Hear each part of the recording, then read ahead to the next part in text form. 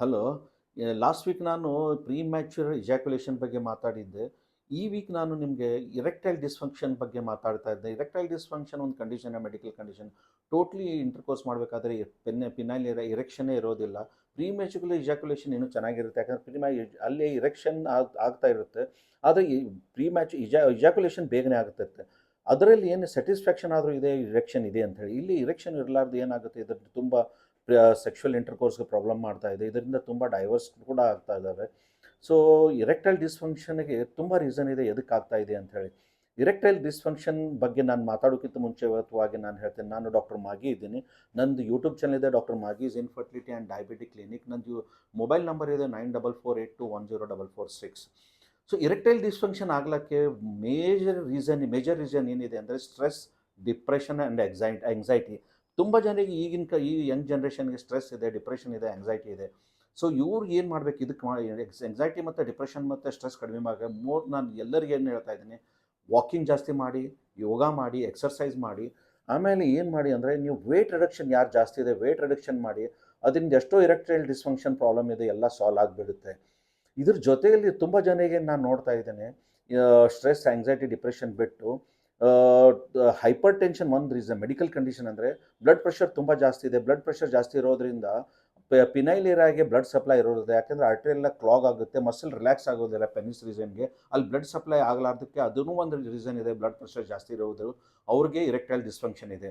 ಅದ್ರ ಜೊತೆಯಲ್ಲಿ ಯಾರಿಗೆ ಶುಗರ್ ಟೈಟ್ ಕಂಟ್ರೋಲ್ ಇಲ್ಲ, ಮೋರ್ ದೆನ್ 300-400 ಶುಗರ್ ಇದೆ, HbA1c 9 ಮೋರ್ ದೆನ್ 9 ಇದೆ, ಅವ್ರಿಗೂ ಕೂಡ ಇರೆಕ್ಷನ್ ಪ್ರಾಬ್ಲಮಲ್ಲಿ ಅಲ್ಲಿನೂ ಏನಾಗ್ತಾ ಇದೆ ಅಂದರೆ ಪಿನೈಲ್ ಏರಿಯಾಗೆ ಬ್ಲಡ್ ಸಪ್ಲೈ ಆಗ್ತಾ ಇಲ್ಲ ಪೆನಿಸ್ಗೆ. ಸೊ ಇರೆಕ್ಷನ್ಗೆ ಪ್ರಾಬ್ಲಮ್ ಅಲ್ಲಿನೂ ಕೂಡ ಇದೆ. ಸೊ ಎರಡು ಕಂಡೀಷನ್ ಹೇಳ್ತಾ ಇದ್ದೀನಿ, ಯಾರಿಗೆ ಶುಗರ್ ಜಾಸ್ತಿ ಇದೆ, ಯಾರಿಗೆ ಬ್ಲಡ್ ಪ್ರೆಷರ್ ಜಾಸ್ತಿ ಇದೆ, ಅವರು ಕಂಟ್ರೋಲ್ ಮಾಡಿ. ಇರೆಕ್ಷನ್ ಎಷ್ಟೋ ಜನರಿಗೆ ಎಷ್ಟು ಜನಕ್ಕೆ ಟ್ರೀಟ್ ಮಾಡಿದ್ದೀನಿ, ತುಂಬ 80% ಜನರಿಗೆಲ್ಲ ಕರೆಕ್ಷನ್ ಆಗಿದೆ. ನಾನೇನು ಹೇಳ್ತೇನೆ, ಯಾರು ಬ್ಲಡ್ ಪ್ರೆಷರ್ ಟ್ಯಾಬ್ಲೆಟ್ ಏನು ಬೀಟಾ ಬ್ಲಾಕರ್ಸ್ ತೊಗೋತಾ ಇದ್ದಾರೆ, ತಮ್ಮ ಡಾಕ್ಟರ್ಸ್ಗೆ ಭೇಟಿಯಾಗಿ ಅವ್ರಿಗೆ ಇರೆಕ್ಷನ್ ಪ್ರಾಬ್ಲಮ್ ಇದ್ದರೆ ಹೇಳಿ. ಬೀಟಾ ಬ್ಲಾಕರ್ಸ್ ಅಂದರೆ ಅಟೆನಲಾಲ್ ಇದೆ, ಪ್ರೊಪ್ರನಲಾಲ್ ಇದೆ, ಇವೆಲ್ಲ ಬೀಟಾ ಬ್ಲಾಕರ್ಸ್ ಬಂದ್ ಮಾಡಿ. ಅದರಿಂದ ಕೂಡ ಇರೆಕ್ಟೈಲ್ ಡಿಸ್ಫಂಕ್ಷನ್ ಆಗುತ್ತಾ ಇದೆ. ಆದರೆ ಯಾರು ಕೊಲೆಸ್ಟ್ರಾಲ್ ಡ್ರಗ್ ತೊಗೋತಾ ಇದ್ದಾರೆ ಅವ್ರಿಗೂ ಒಂದು ಕಾಂಟ್ರವರ್ಷಿಯಲ್ ಇದೆ. ಇದು ಆ್ಯಂಟಿ ಕೊಲೆಸ್ಟ್ರಾಲ್ ಡ್ರಗ್ ತೊಗೊಳೋದ್ರೆ ಇರೆಕ್ಷನ್ ಆಗ್ತಾ ಇಲ್ಲ ಅಂತೇಳಿ ಅದು ಕಾಂಟ್ರವರ್ಷಿಯಲ್ ಸಬ್ಜೆಕ್ಟ್ ಇದೆ. ಮತ್ತು ಡಯಾಬಿಟೀಸ್ ಮತ್ತು ಶುಗರ್ದವ್ರಿಗೆ ಯಾರಿಗೆ ಪ್ರಾಬ್ಲಮ್ ಇದೆ ಅವ್ರು ಕಂಟ್ರೋಲ್ ಮಾಡೋದ್ರಿಂದ ಇರೆಕ್ಷನ್ 100% ಕ್ಯೂರ್ ಆಗುತ್ತೆ. ಯಾರು ನಾನು ಊಟದಲ್ಲಿ ಹೇಳ್ತೀನಿ, ಇನ್ನೊಂದು ಮೆಡಿಕಲ್ ಕಂಡೀಷನ್ ಇದೆ, ಲೋ ಟೆಸ್ಟೆಸ್ಟೆರಾನ್ ಲೆವೆಲ್ ಇದೆ. ಬ್ಲಡ್ ಚೆಕ್ ಮಾಡಿದ್ರೆ ನಿಮ್ಮ ಟೆಸ್ಟೆಸ್ಟೆರಾನ್ ಕಡಿಮೆ ಇದ್ದರೆ ಊಟದಲ್ಲಿ ಏನು ಮಾಡಬೇಕಂದ್ರೆ ಫಿಶ್ ತೊಗೋಬಹುದು, ಎಗ್ ತೊಗೋಬಹುದು. ಎಗ್ ಕೂಡ ಎಗ್ ಯೋಕ್ನಲ್ಲಿ ಡೈರೆಕ್ಟ್ ಟೆಸ್ಟೆಸ್ಟೆರಾನ್ ಇಲ್ಲ, ಆದರೆ ಎಗ್ ಯೋಕ್ನಲ್ಲಿ ನಿಮಗೆ ಕೊಲೆಸ್ಟ್ರಾಲ್ ಇದೆ, ವಿಟಮಿನ್ ಡಿ ಇದೆ, ಅದು ಕನ್ವರ್ಟ್ ಆಗುತ್ತೆ ಟೆಸ್ಟೆರಾನ್ಗೆ, ಅದೂ ಇರೆಕ್ಷನ್ಗೆ ಚೆನ್ನಾಗಿ ಮಾಡುತ್ತೆ. ಡೈಲಿ 2 ಎಗ್ ತಿನ್ನಿ, ಬೆಳಿಗ್ಗೆ ಒಂದು, ಸಾಯಂಕಾಲ ಒಂದು. ಫಿಶ್ ತಿಂತಿದ್ರೆ ಫಿಶ್ ತಿನ್ನಿ, ಅದರಿಂದ ಇರೆಕ್ಷನ್ ಚೆನ್ನಾಗಾಗುತ್ತೆ. ಮತ್ತು ಅರ್ಜಿನಿನ್ ಅಂತ ಒಂದು ಬರುತ್ತದೆ. ಅರ್ಜಿನಿನ್ ಯಾರು ತೊಗೋತಾರೆ, ಅರ್ಜಿನಿನ್ 1500 mg ಪರ್ ಡೇ ತೊಗೊಂಡ್ರೆ ಅದರಿಂದ ಕೂಡ ಪಿನೈಲ್ ಏರಿಯಾಗೆ ಬ್ಲಡ್ ಸಪ್ಲೈ ಚೆನ್ನಾಗಾಗುತ್ತೆ. ಸೊ ಅದರಿಂದ ಇರೆಕ್ಷನ್ ಚೆನ್ನಾಗಿದೆ. ಸೊ ಮೇಜರ್ ರೀಸನ್ ಯಾವಾಗ ಪೆನೈಲ್ ಏರಿಯಾಗೆ ಬ್ಲಡ್ ಸಪ್ಲೈ ಇರೋದಿಲ್ಲ, ಮಸಲ್ ರಿಲ್ಯಾಕ್ಸ್ ಆಗೋದಿಲ್ಲ ಪೆನೈಲ್ ರೀಜನ್ನಲ್ಲಿ, ಇರೆಕ್ಷನ್ ಕೂಡ ಆಗೋದಿಲ್ಲ. ಸೊ ಇದು ಮಾಡಬೇಕಾದ್ರೆ ನಿಮ್ಗೊಂದೊಂದು ಕಂಡೀಷನ್ ಅದೇ ಹೇಳ್ತಾ ಇದ್ದೇನೆ, ವೇಟ್ ರಿಡಕ್ಷನ್ ಮಾಡಿ, ಆಲ್ಕೋಹಾಲ್ ಬಿಡಿ. ತಂಬಾಕು ತಿಂತಿದೆ, ತಂಬಾಕು ಸ್ಟಾಪ್ ಮಾಡಿ. ತಂಬಾಕು ಮೇನ್ ರೀಸನ್ ಇದೆ. ವೇಟ್ ರಿಡಕ್ಷನ್ ಮಾಡಿ.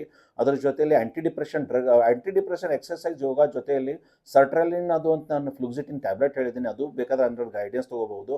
ಇವೆಲ್ಲ ಆದ ನಂತರ ನಿಮ್ಗೆ ಆದರೂ ಕೂಡ ಇರೆಕ್ಟೈಲ್ ಡಿಸ್ಫಂಕ್ಷನ್ ಇದ್ದರೆ ಅಂಡರ್ ಡಾಕ್ಟರ್ಸ್ ಗೈಡೆನ್ಸ್ ನೀವು ಸಲ್ಡಾನಫಿಲ್ ಟ್ಯಾಬ್ಲೆಟ್ಸ್ ಇದೆ, ಅದು ಕೂಡ ಯಾವಾಗಾದರೂ ತೊಗೊಂಡ್ರೆ ಇರೆಕ್ಷನ್ ಕರೆಕ್ಟ್. ನಾನು ಹೇಳ್ತಾ ಇದ್ದೆ, ಹೆಲ್ತ್ ಮೇನ್ ಕಂಡೀಷನ್ ನೀವು ಚೆನ್ನಾಗಿ ಮಾಡಬೇಕಾಗಿ ವೇಟ್ ರಿಡಕ್ಷನ್ ಮಾಡಿ, ತಂಬಾಕು, ಗುಟ್ಕಾ, ದಾರು ಬಿಡಿ. ಸೊ ಎಕ್ಸರ್ಸೈಸ್ ಮಾಡಿ. ಇದರಿಂದ ಎಷ್ಟೋ ನಿಮ್ದು ಇರೆಕ್ಟೈಲ್ ಪ್ರಾಬ್ಲಮ್ ಸರಿಯಾಗುತ್ತೆ. ಟೇಕ್ ಕೇರ್, ಬಾಯ್.